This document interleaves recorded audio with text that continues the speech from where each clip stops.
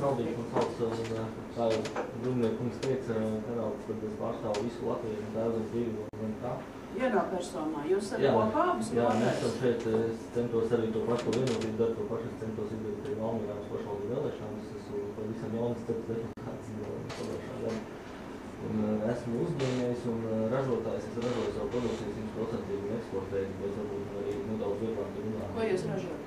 Mēs ražojam dažādas loģiskas izstrādājumus un loģiskas izstrādājumus no sauso ziedu kompozīcijām, mums ir nodarbināts 10 cilvēku.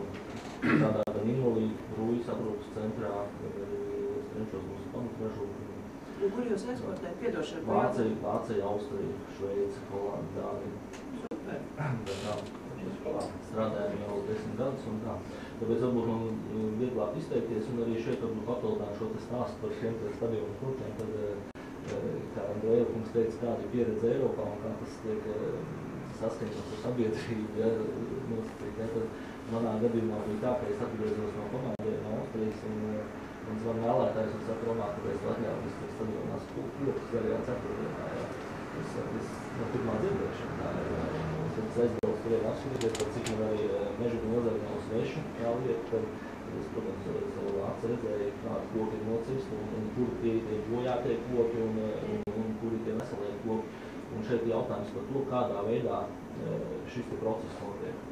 Ja netiek informēti pašvaldības deputāti pēc tam, kādā veidā šis pasākums notiks un kā šis stadions tiks sakopts, tas nav normāli.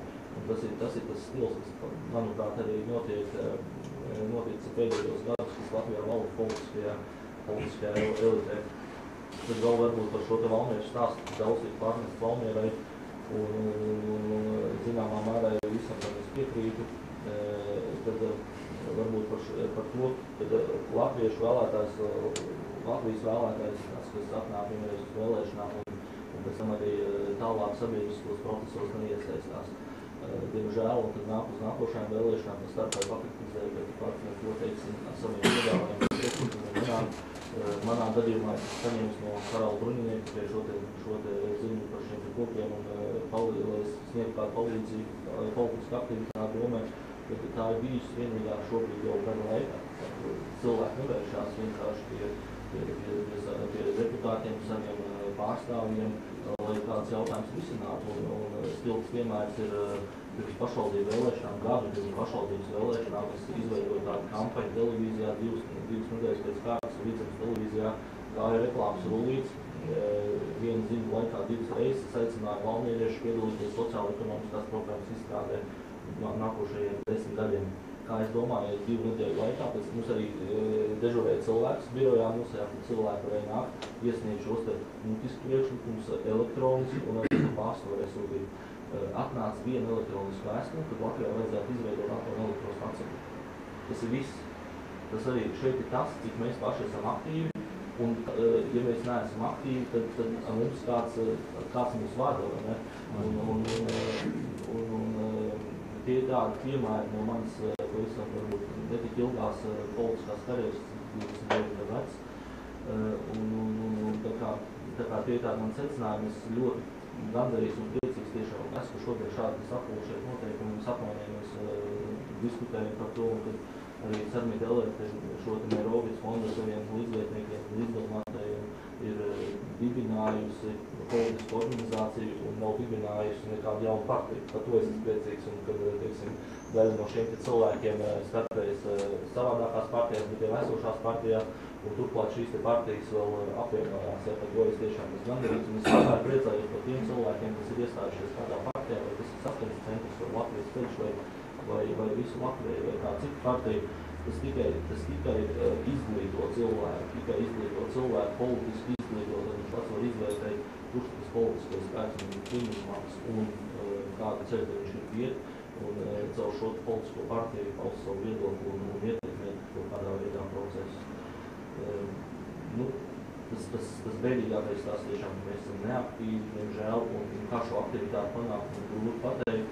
Un runājot par Valmieru, tas, ka Tautas partija šeit ir pie varas un visu laiku iegūst ļoti lielu atbalstu no sabiedrības, tas ir likumsakarīgi.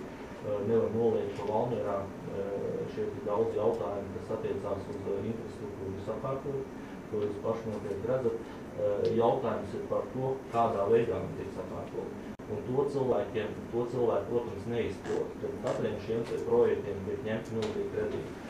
Paldies Dievam, ka šis kredīta portfels vēl tās tiks izsmelts, un palicis tāds, manuprāt, uz otrs miljons, tikai līdz 20 miljoniem procentuālais nosacījums, ko pieļauj ņemt aizņēmumus katrai pašvaldībai.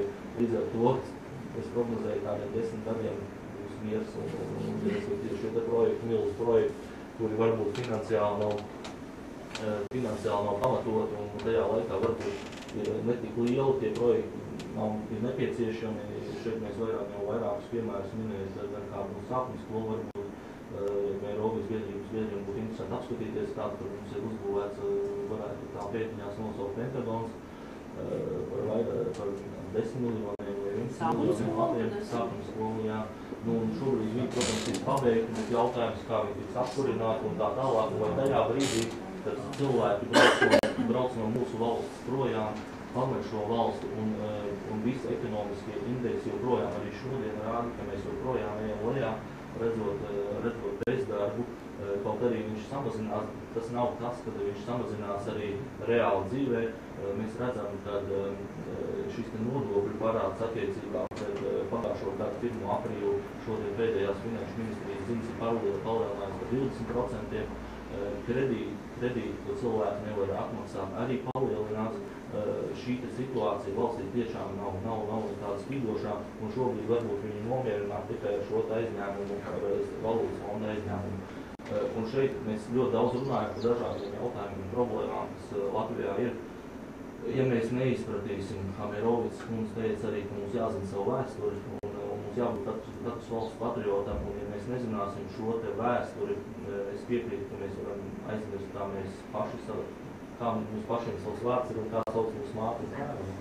Tad mums jāpaskatās pavisam nedaudz atpakaļ, kā jūs teicāt, šīs neapšaubām ir svarīgas vēlēšanas, un manuprāt, ļoti svarīgas vēlēšanas bija arī iepriekšējās vēlēšanas, kāpēc, proti, ja mēs netiksim valsts iekšēnē ar šo te lielo rezidentu parādu, kārtībā kaut kādā veidā šo jautājumu neatrisināsim, mums nav nekāda ceļa cita, kā mēs vispār varam no šīs beigas izrādīt. Mums ir 16,5 miljārdu Latvijas rezidentu parāds Latvijā. Tas nav valūtas fonda aizdevums 4 miljārdi.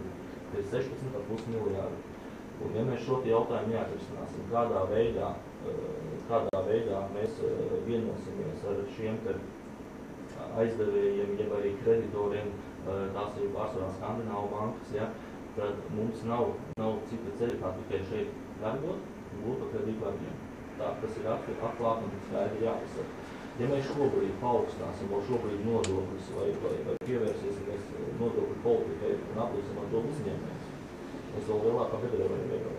Jo šobrīd uzņēmēji maksā šos kredītus, dārgus kredītus, viņi iegādājušies dārgus nekustamos īpašumus, cēluši dārgus objektus, kur bija kvadrātmetru izmaksas tūkstotis Latvijas un tā tālāk.